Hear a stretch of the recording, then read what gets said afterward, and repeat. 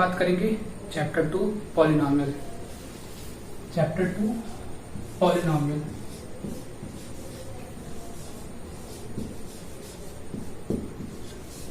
तो ये पॉलिनॉमियल हमारा वर्ड से क्लियर है। ये दो वर्ड से मिलकर बना हुआ है, पहला पॉली एंड सेकेंड नॉमियल। तो पॉली मीन्स होता है हमारा many, poly means many, and nomial means term, nomial means term. तो ऐसा एक्सप्रेशन जो मेनी टर्म से मिलकर बना हो उससे हम लोग पॉलिनॉमियल बोलेंगे। तो यदि इस पॉलिनॉमियल चैप्टर की बात करें तो क्लास 8 में हम लोग पॉलिनॉमियल की डिफिनेशन पढ़े थे और 9th में पढ़ा हम लोग चैप्टर ही पढ़े थे पॉलिनॉमियल। अभी 10th में इसे हमें फिर से पढ़ना है कि पॉलिनॉमियल क्या होता है, इसके हमें जीरोस कैसे कैलकुलेट करते हैं, कैसे इसके कोफिशिएंट क्या होते हैं। ये सारी बातें हम लोग क्लास 9th में भी इसके बेसिक्स पढ़े थे। अभी हम लोग 10th में भी उन सारी चीजों को एक बार रिवाइज करेंगे। उसके बाद फिर फर्दर एक्सरसाइज 2.1 के कुछ बेसिक्स को जानेंगे, फिर हम लोग चैप्टर पे आएंगे। तो हम चैप्टर की इंपॉर्टेंस की बात करें तो बहुत ही इंपॉर्टेंट चैप्टर है। यह हर चैप्टर में इसके कुछ ना कुछ एप्लीकेशंस मिल जाते हैं। हर जगह जहां भी आप जाएंगे कहीं से आपके कोफिशिएंट पूछ जाएगा, कहीं डिग्री पूछेगा, ऐसी बहुत सारी डिफरेंट चीजें आपको इस चैप्टर के रिगार्डिंग हमें जानने को मिलेगी। तो अब हम बात करेंगे पॉलिनॉमियल की डिफिनेशन की। क्या होता है polynomial? N algebraic expression of the form of px is equal to a0, a1x, a2x square, a3x to the power 3, a4x to the power 4, dot dot dot dot dot anx to the power n and so on। ये आगे ऐसे ही चला जाएगा कोई भी algebraic expression. अब यहाँ पे हम समझेंगे अलजेब्रिक एक्सप्रेशन क्या होता है। जब कोई भी कांस्टेंट और वेरिएबल, जब ये हमारे plus minus multiply division in सारे साइंस से मिलके जब कुछ एक्सप्रेशन फॉर्म करते हैं तो वो हमारे होते हैं अलजेब्रिक एक्सप्रेशन।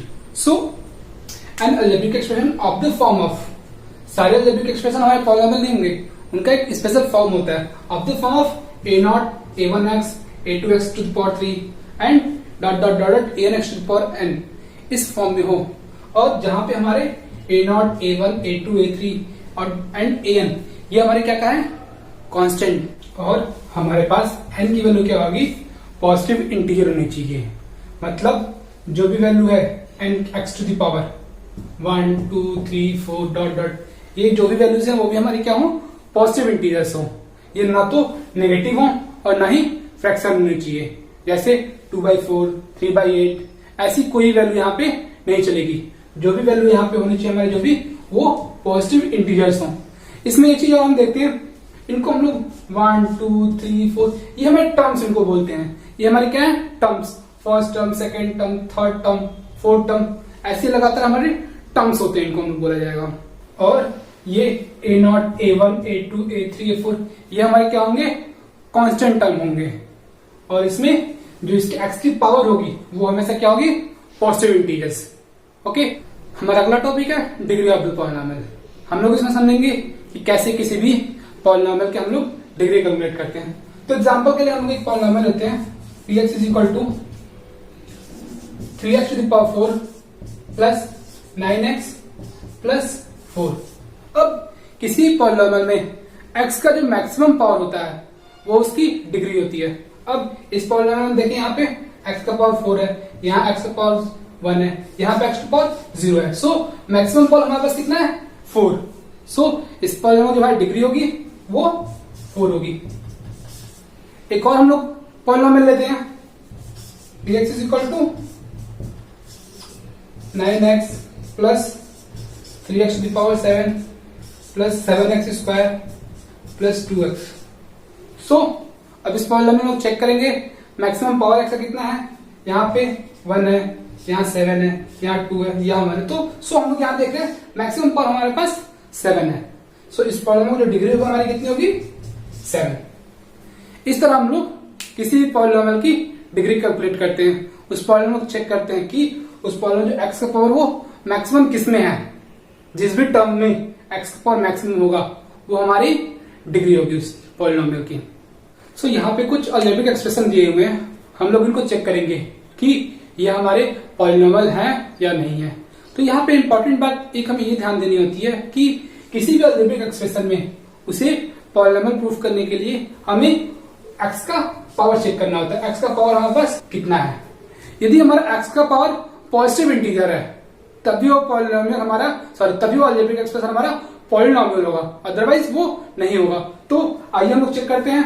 पहला यहाँ पे एक्स का पावर 2 ये भी है, एक्स का पावर 1 ये भी पॉजिटिव इंटीजर है, यहाँ पे एक्स का पावर 0, यहाँ पे हम लोग 0 को भी पॉजिटिव इंटीजर कंसीडर करेंगे, हेंस ये हमारा क्या है पॉलिनोमियल है। नेक्स्ट चेक करते हैं एक्स टू द पावर 3/2। 3/2 क्या हमारा पॉजिटिव इंटीजर है? नहीं, ये हमारा क्या है फ्रैक्शन टर्म है, सो ये हमारा पॉलिनोमियल नहीं हुआ। नेक्स्ट चेक करते हैं यहाँ पे x to the power 2।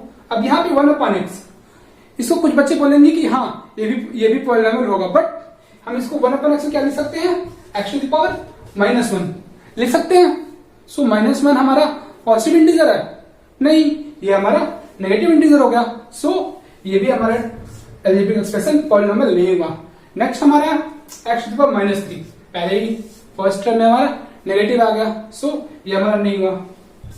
Next है हमारा एक्स टू द पावर -5/3, यहाँ भी हमारा फ्रैक्शन में भी है और साथ में नेगेटिव भी है, सो ये भी अलजेब्रिक एक्सप्रेशन हमारा पॉलिनोमियल नहीं हुआ। सो यहाँ पे इसमें हमारा बस सिर्फ एक ऐसा अलजेब्रिक एक्सप्रेशन है जो कि हमारा पॉलिनोमियल है। थोड़ा सा इसमें हम कुछ चेंज करते हैं, यहाँ पे एक्स टू द पावर 5 करते हैं और यहाँ पे हमारे 2/3 को कर दिया और यहाँ पे 8/2। ओके, अब इसको हम लोग चेक करते हैं क्या है हमारा पॉलिनोमियल है या नहीं है।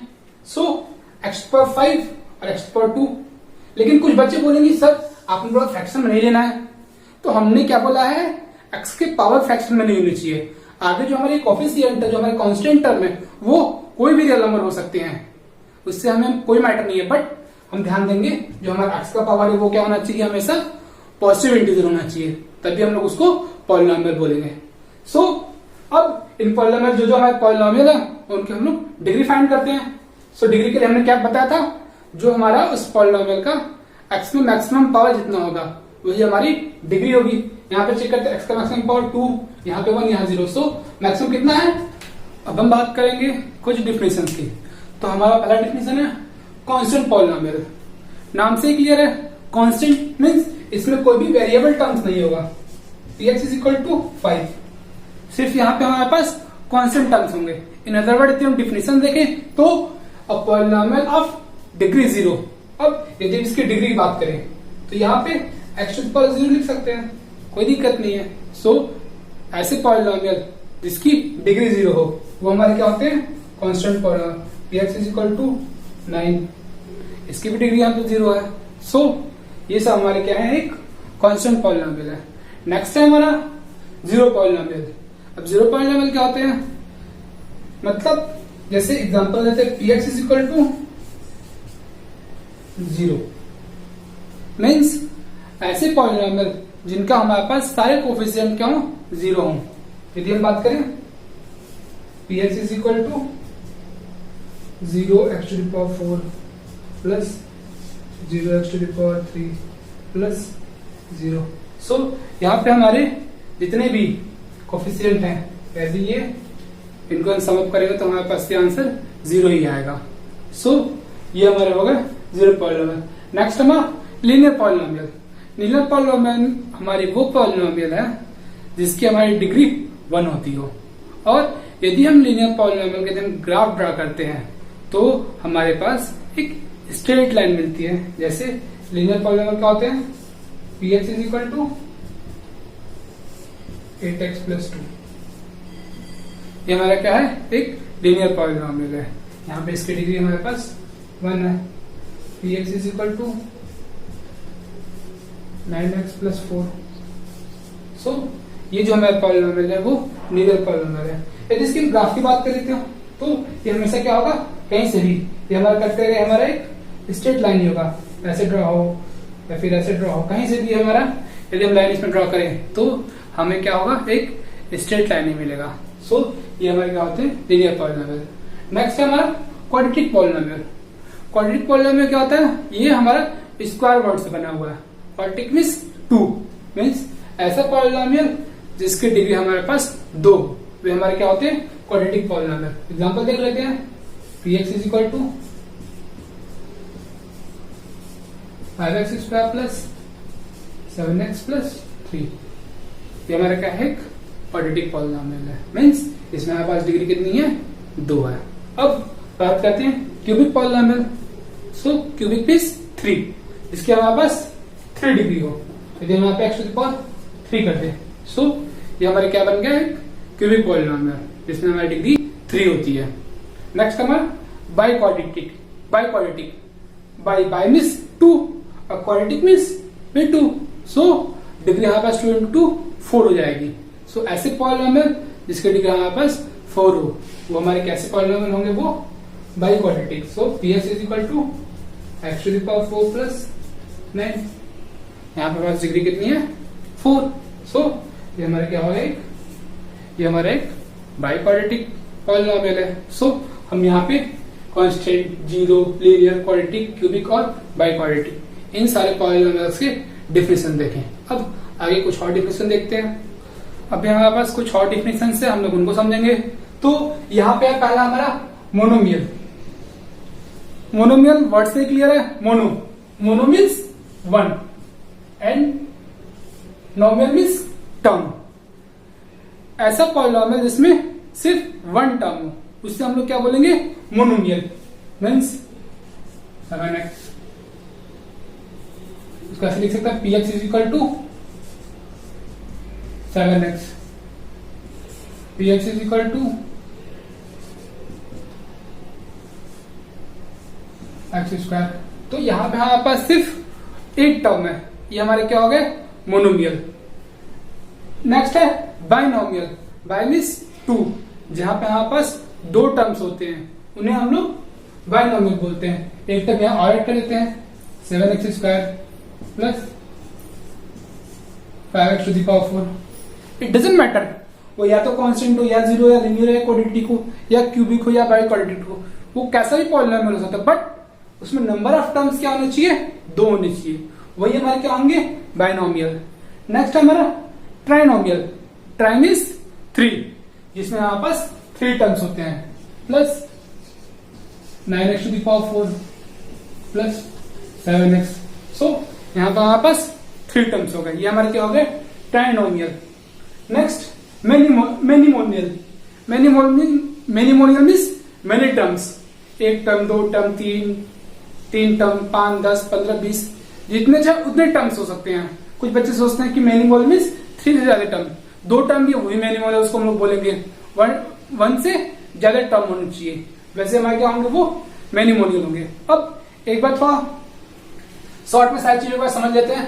पहले कांस्टेंट पॉलिनॉमियल मींस जिसमें सिर्फ हमारे पास बस एक कांस्टेंट टर्म होगा, उसमें कोई भी वेरिएबल टर्म्स ना हो, वे हमारे कांस्टेंट पॉलिनॉमियल होते हैं। जीरो पॉलिनॉमियल मींस किसी भी पॉलिनॉमियल की वैल्यू यदि 0 हो, सो वो हमारे क्या होगा, जीरो पॉलिनॉमियल। यदि डिफिनेशन की बात करें तो उसका जो कोफिशिएंट है, कोफिशिएंट ऑफ वेरिएबल टर्म्स क्या होना चाहिए, हमारे पास 0 होनी चाहिए। सो वो हमारा क्या होगा, zero polynomial. Next linear polynomial. Linear में क्या था, हम देखा था, जिसकी डिग्री 1 हो। ऐसे पॉलिनॉमियल जिसकी डिग्री 1 होती है वो हमारे क्या होते हैं, लीनियर पॉलिनॉमियल होते हैं। Next quadratic polynomial. ऐसे पॉलिनॉमियल जिसमें डिग्री कितनी होगी, 2। सो वे हमारे क्या होंगे, क्वाड्रेटिक। And cubic. क्यूबिक में क्या होता है, हमारा जो डिग्री होती है वो 3 होती है, जो हमारे क्यूबिक होते हैं। And by quadratic. By quadratic polynomial हमारी डिग्री बाई और क्वाड्रेटिक मतलब 2 into 2, डिग्री हमारी 4 हो जाती है।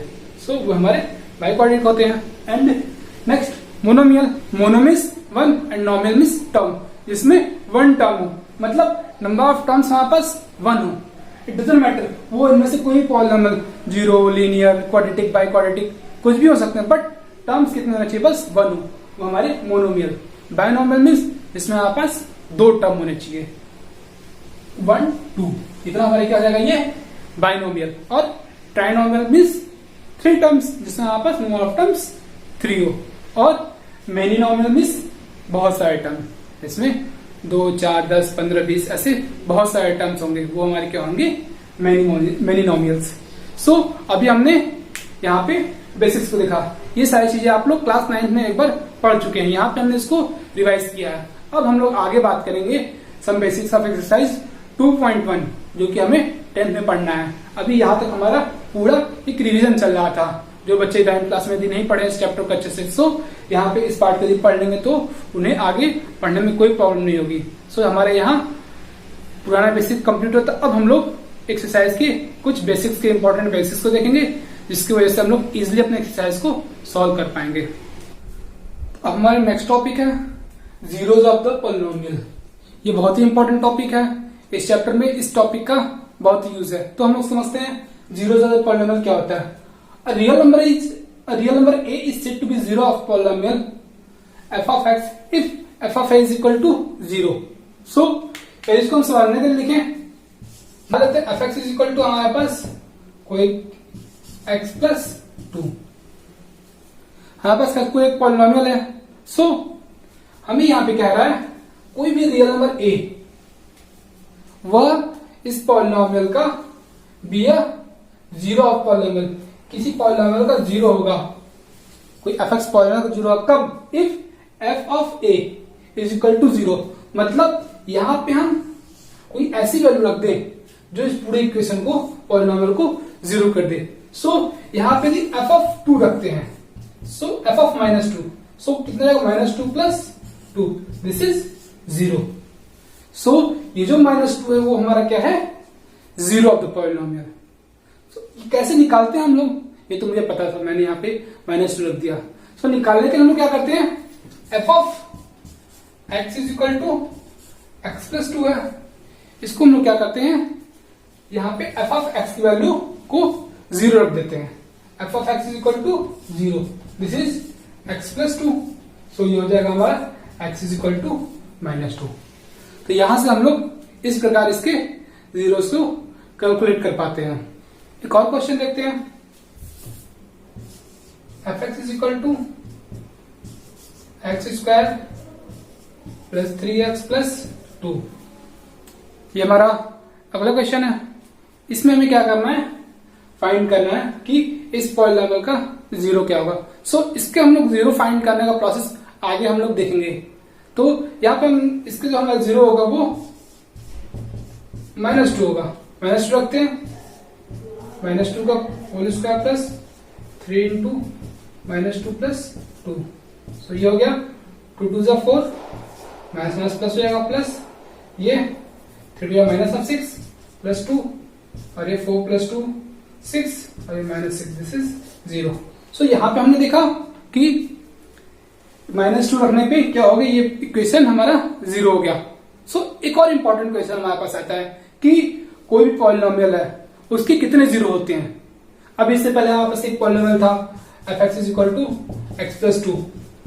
सो यह नंबर ऑफ जीरो डिपेंड करता है उसकी डिग्री पे। जिस भी पॉलिनोमियल की जितने डिग्री होती है उतने उसके जीरो होते हैं। जैसे f ऑफ x, इसकी डिग्री कितनी है 1, सो नंबर ऑफ जीरोस इसमें कितना होंगे 1, इसकी डिग्री 2, नंबर ऑफ जीरोस 2 होंगे। तो यहां पे भी तो हमने एक जीरो निकाला, ऐसे एक और जीरो होगा। सो अभी आगे हम लोग इसके कैसे जीरो से कैलकुलेट करेंगे वो हम लोग प्रोसेस जानेंगे। यदि हम इन वैल्यू को यदि हम ग्राफ पर रिप्रेजेंट करना चाहें तो कैसे करेंगे, जैसे f of x equal to x plus 2। अभी हमारा कैसा इक्वेशन है, एक लीनियर इक्वेशन है। तो हमने देखा था कि जो लीनियर इक्वेशन होता है उसके यहाँ हमें कैसी लाइन मिलती है, एक स्ट्रेट लाइन मिलती है। एक कैसी लाइन मिलेगी, स्ट्रेट लाइन, और यह x एक्सिस को सिर्फ एक प्लेस पे इंटरसेक्ट करेगी। कितने प्लेस पे, एक प्लेस पे। वो एक क्वाड्रेटिक इक्वेशन है, तो क्वाड्रेटिक इक्वेशन ग्राफ हमारे पास कुछ ऐसे आता है। ये हमारा जो क्वाड्रेटिक इक्वेशन ग्राफ होता है वो x एक्सिस को 2 पॉइंट पे इंटरसेक्ट करेगा, क्योंकि जितने नंबर ऑफ जीरोस होते हैं उतने प्लेस पे ये इंटरसेक्ट करता है। यदि हमारे पास क्यूबिक इक्वेशन है तो वो क्या करेगा, हमारे क्वाड्रेटिक इक्वेशन को हमारे x एक्सिस को 3 पार्ट में 3 प्लेस पे इंटरसेक्ट करेगा, 1 2 3। अब बात आती है कि x एक्सिस को क्यों इंटरसेक्ट कर रहे हैं, क्योंकि जो हमारा फंक्शन है वो x के फॉर्म में है।